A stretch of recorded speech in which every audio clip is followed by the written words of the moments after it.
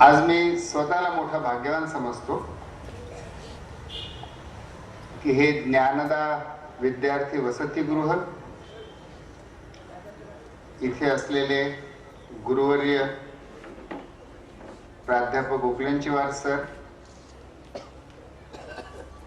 हा सुंदर परिसर एखाद्या गुरुकुल सारखा, आणि त्यांचे सगळे आजी आणि माजी विद्यार्थी असं मिळून एक उपनिषदाचंच खरं म्हणजे जिवंत वातावरण इथे आहे.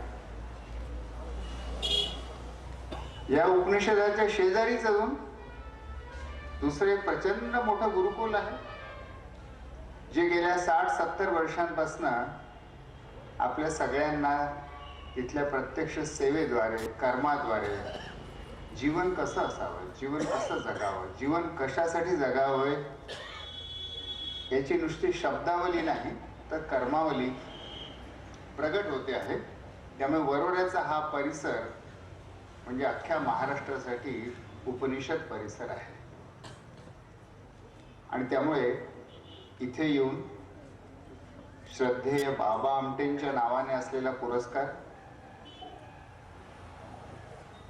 आणि तो ज्ञानदा वसतिगृह या संस्थेच्या मार्फत उपलेंचीवार सरांच्या तपस्येच्या आणि सेवेचं जिवंत प्रतीक असलेली ही जागा, आणि सोबतच अविनाश धर्माधिकारी अविनाशना मी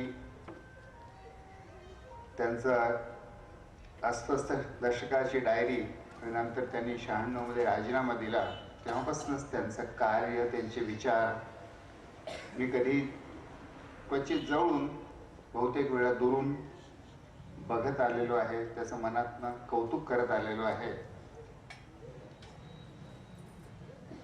तर या सगळ्यांच्या सान्निध्यामध्ये येण्याची संधी आणि यांच्याकडनं पुरस्कार स्वीकारण्याची संधी, आणि प्राचार्य गोरंटीवारांशी माझी इथेच भेट झाली. पण गुरुवर्यांची जी यादी आपण आता म्हटली त्याच्यामध्ये त्यांचाही लांब काळाचा ज्ञानदानाचा इतिहास आहे. तर आपल्या सर्व या गुरुतुल्य मूर्तींकडनं हा पुरस्कार मी अत्यंत कृतज्ञपणे स्वीकारतो. मी कृतज्ञपणेच्या सोबत अजून एक जोडून देऊ इच्छितो की मी नम्रपणे स्वीकारतो. माझ्या छोटेपणाचं, माझ्या मर्यादांचं, माझ्या सीमांचं मला भान आहे. माझं काहीतरी सौभाग्य की ज्यामुळे जे काही छोटंसं माझ्या हातून घडलं ते घडलं, पण मला सदैव जाणीव असते, आणि मला बोलण्याची विनंती करण्यापूर्वी निवेदिकांनी जे म्हटलं की न जाने कब जिंदगी की शाम हो जाए, तर मी गेले 20 वर्ष मृत्यूच्या छायेखालीच रोज वावरत असतो.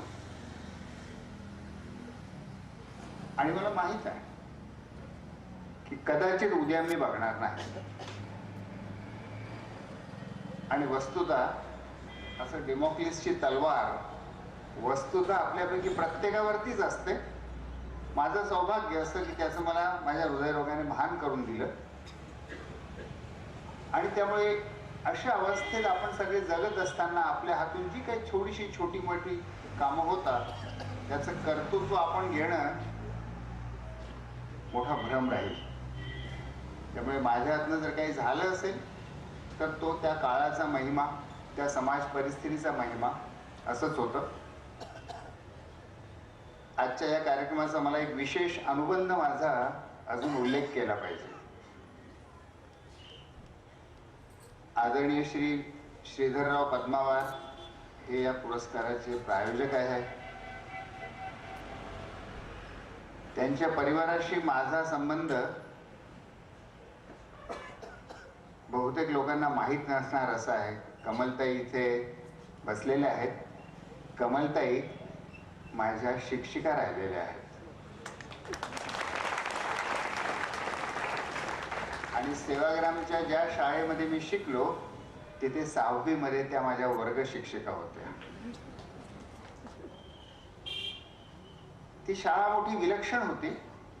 त्यावेळी ती विझण्याच्या अवस्थेत आलेली होती. गांधीजी गेले होते, आर्य नायकमजी गेले होते. शाळेची त्यावेळी त्या विशिष्ट वर्षी अवस्था जरा फार नाजूक होते. त्यामुळे तुम्हाला आश्चर्य वाटेल, एका वर्गामध्ये 6वीच्या वर्गामध्ये आम्ही 3 विद्यार्थी होतो. आणि मी जेव्हा 6वीत गेलो आणि कमल त्यांनी मला इंग्लिश आणि गणित हे 2 विषय त्या शिकवायच्या, तर मी इंग्लिश शिकायला नकार दिला. मी सेवाग्राम आश्रमात आहे, इथून गांधीजींनी इंग्रजांशी युद्ध केलं, माझे वडील जेलमध्ये गेले, आई भूमिगत त्यांच्या विरुद्ध लढली. मी इंग्रजी भाषा शिकणार नाही म्हणून मी विद्रोह केला की मी इंग्रजी भाषा शिकणार नाही. आणि ती शाळा अशी काही वेगळी होती की त्यांनी मला परवानगी दिली, शिकू नकोस. त्या गणित शिकवायला लागल्या मला, तर त्या बीजगणित त्यावर्षी सुरू झालं. त्यावेळी 6वीत बीजगणित सुरू व्हायचं. त्या म्हणाल्या की क्ष असा धरा. मी म्हटलं क्ष धरणार नाही. मी का धरीन? हा क्ष तुम्ही कुठून आणला? मला दाखवा क्ष. असा कसा मी धरून घेईन क्ष? तर मी क्ष कसा धरायचा यालाच नकार दिला. त्यामुळे कमला त्यांची मी खूप हाल केले. या वात्रट पोराला कसं इंग्रजी शिकवावं आणि कसं बीजगणित शिकवावं यांची अगदी मी त्यांच्या धैर्याची कसोटी त्या काळात पाहिली. पण माझी बीजगणिताशी पहिली ओळख खरं म्हणजे त्यांनी करून दिली. त्यांच्या परिवाराशी नंतर माझा खूप लांबचा संबंध. आणि ज्या शाळेत मी शिकलो ती शाळा आता त्यांची मुलगी, त्या दोघांची मुलगी सुषमा, ती शाळा आता अतिशय सक्षमपणे चालवते आणि तो प्रयोग तिने पुन्हा पुनर्जीवित केलेला आहे. त्यामुळे पूर्ण परिवाराशी माझं व्यक्तिगत आणि शैक्षणिक दोन्ही तऱ्हेचं नातं आहे. त्यामुळे हा पुरस्कार त्यांनी प्रायोजित केलेला असल्यामुळे माझ्यासाठी तो अजूनच पवित्र झालेला आहे. आज मी जीवनाच्या तत्त्वज्ञानावर बोलावं असं मला उपलेंचेवार सरांनी मला आदेश केलेला आहे. फार व्यापक विषय होईल, पण मी थोड्याशा गोष्टींचा उल्लेख करू इच्छितो. आणि विशेषतः विद्यार्थी वर्ग आहे आणि सरांचा या ज्ञानदा वसतिगृहाचा जो परिणाम त्यांच्या विद्यार्थ्यावर असतो तो माझ्या मताने शिक्षकाचा विद्यार्थ्यावरती परिणाम हा इन्फिनाइट असतो, अनंत असतो. तो कधीही संपत नाही. प्रकाशाचा किरण निघालेला जसा अवकाशामध्ये अनंत पुढे जात असतो तसा शिक्षकाचा परिणाम इन्फिनाइट असतो.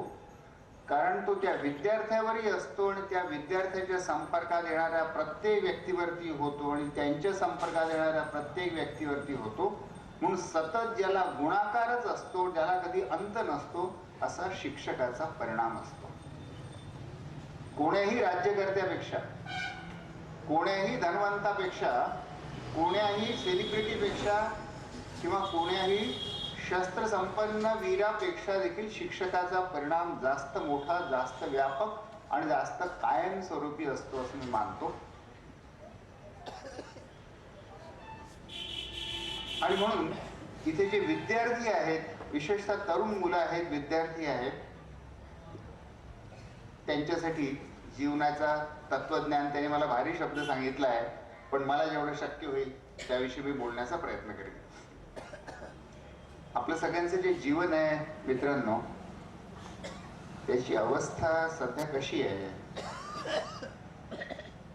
अल्बेर कामू नावचा एक प्रसिद्ध फ्रेंच कादंबरीकार होऊन गेला. त्याचे आउटसाइडर नावाचं पुस्तक कधी तुम्ही वाचलंही असेल कदाचित. पण अल्बेर कामूचं दुसरं एक पुस्तक आहे, द मिथ ऑफ सिसिफस नावाचं. त्या पुस्तकाचं पहिलंच वाक्य मोठं विचित्र आहे. असं कोणत्या पुस्तकाची सुरुवात असू शकते का? त्या पुस्तकाचं पहिलंच वाक्य आहे की there is only one true question in the life and the question is the question of suicide. जगात खरं म्हणजे एकच खरा प्रश्न आहे, बाकी सगळे प्रश्न काल्पनिक आहेत, वैचारिक फुलझडे आहेत. खरा प्रश्न एकच आहे, आत्महत्या करावी की करू नये किंवा आत्महत्या का करू नये. हा एकमेव प्रश्न खरा प्रश्न आहे असं तो म्हणतो. का म्हणतो? तर तो म्हणतो की आपली सर्वांची अवस्था सिसिफस सारखी आहे. हा सिसिफस कोण आहे? ग्रीक ज्या पुराण कथा असतात त्याच्यामध्ये एक पुराण कथा, आपली जशी अश्वत्थामाच्या पुराण कथा तशी ग्रीकांच्या पुराण कथेमध्ये एक सिसिफसची पुराण कथा आहे. एक राजा आहे, अत्यंत बलदंड राजा आहे आणि तो फार बलदंड झाला म्हणून देवांनी त्याला शिक्षा केलेली आहे. शिक्षा काय आहे? एका उंच पर्वताच्या पायथ्याशी सिसिफस उभा आहे, तगडा आहे, बलवान आहे, पण त्याला शिक्षा ही आहे की एक विशाल अत्यंत मोठी शिळा तिथे पडलेली आहे आणि त्याने ती ढकलत ढकलत ढकलत ढकलत त्या पर्वताच्या वर वर वर चढवत न्यायची. पर्वत उंच आहे, चढाव तीव्र आहे, शिळा खूप मोठी आहे. सिसिफस आपले सगळं बळ पणाला लावून, पेशी आणि स्नायू पणाला लावून ढकलत ढकलत इंच इंच ढकलत ती शिळा शिखरावर नेतो आणि त्याने पहिला श्वास तिथे घेतला की त्या शापाचाच भाग आहे की ती शिळा गडगडत पुन्हा खाली येते आणि सिसिफसला अनंत काळपर्यंत चालणारी सजा आहे की त्याने पुन्हा परत खाली यायचं आणि पुन्हा ती शिळा ढकलत वर न्यायची आणि ती शिळा परत खाली येते आणि पुन्हा त्याने ती ढकलत वर न्यायची. सिसिफसला हे माहित नाही की ही सजा मला का झाली आहे. शिक्षेचं कारण त्याला माहित नाही, ही शिक्षा केव्हा संपणार हेही त्याला माहित नाही. सिसिफसला फक्त एकच सजा आहे, आयुष्यभराची सजा आहे, अनंत काळ चालणारी सजा आहे की हा धोंडा वर न्यायचा आणि तो धोंडा खाली येणार आहे हे माहित असूनही पुन्हा खाली येऊन तो धोंडा वर न्यायचा. कामू असं म्हणतो की आजचं आपलं माणसांचं जीवन हे सिसिफसची सजा झालेली आहे. रोज सकाळी आपण उठतो आणि सकाळी उठून ऑफिसमध्ये जाण्यासाठी धावपळ करायला सुरुवात करतो. घाईघाईने जे काही प्रातर्विधी आहे ते उरकून आंघोळ करून 8:30ची लोकल धरून किंवा स्कूटरला किक मारून वेळेवरती आपण ऑफिसला पोहोचतो. दिवसभर ऑफिसमध्ये आपण काम करतो ते कशासाठी करतो आपल्याला माहित नाही. तो धोंडा मात्र आपल्याला वर वर वर वर उचलत न्यावा लागतो. आपली सगळी शक्ती पणाला लावून ती शिक्षा भोगावी लागते.